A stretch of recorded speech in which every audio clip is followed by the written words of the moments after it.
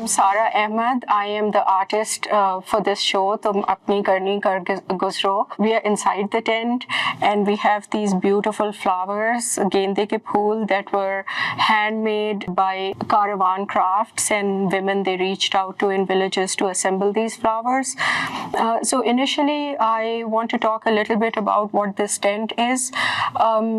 This was initially designed and created for the 1921 Tulsa Race Massacre. Centennial. I was doing my fellowship in Tulsa at the site of the Tulsa Race Massacre, very close to it, living and working there. The city of Tulsa won the Bloomberg Philanthropies Public Art Challenge for the Greenwood Art Project for the Centennial Memorial for the Tulsa Race Massacre in 2021.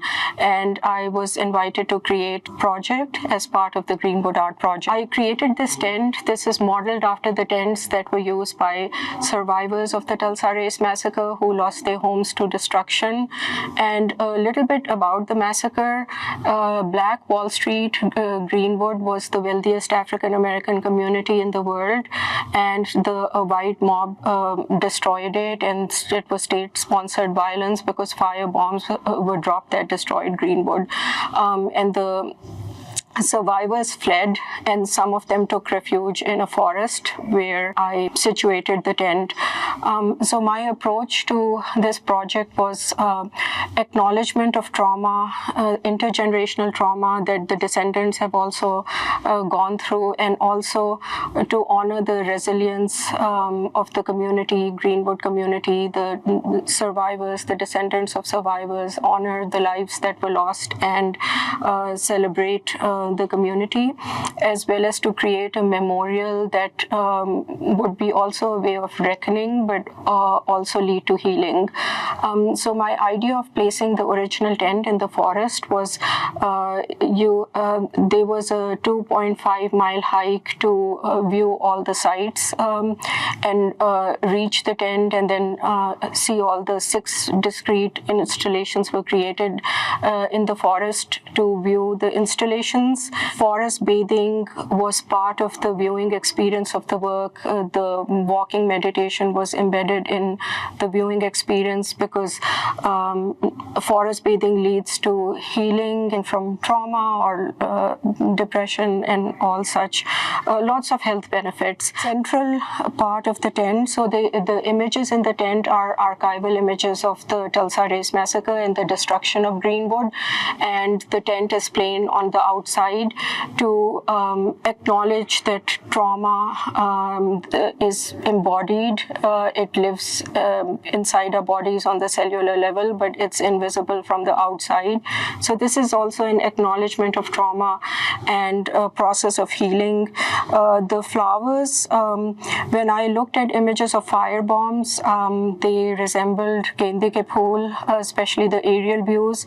And so I researched more, and they're used across cultures around the world for resurrection, positive energy, warmth of the sun, or healing. They're used in temples, they're used in shrines, they're used in the Mexican Day of the Dead, as well as South Asian rituals. So the idea, so I was in Pakistan at the time when I was working on the project, and I reached out to Kaarvan Crafts because the idea was to create fabric marigold flowers. We designed the flowers and how many petals to use, how to assemble it. Fauzia at Kaarvan collaborated with women in villages, and they did this amazing, beautiful job of creating nearly over 30,000 handmade garlands that brought the project to life, because there is something very special and precious about the memory and the handcraft of the women who contributed and became a part of the project across time and place and connected with the history. And the people in Tulsa really appreciated that. It was a way of connecting people and cultures, and also looking at our shared history, as well as tent as a symbol of displacement. We had tent encampments in U.S. campuses for protest, and then what happened to those. So this is displacement from environmental catastrophes, from violence, oppression, all kinds of displacement, connects all those stories.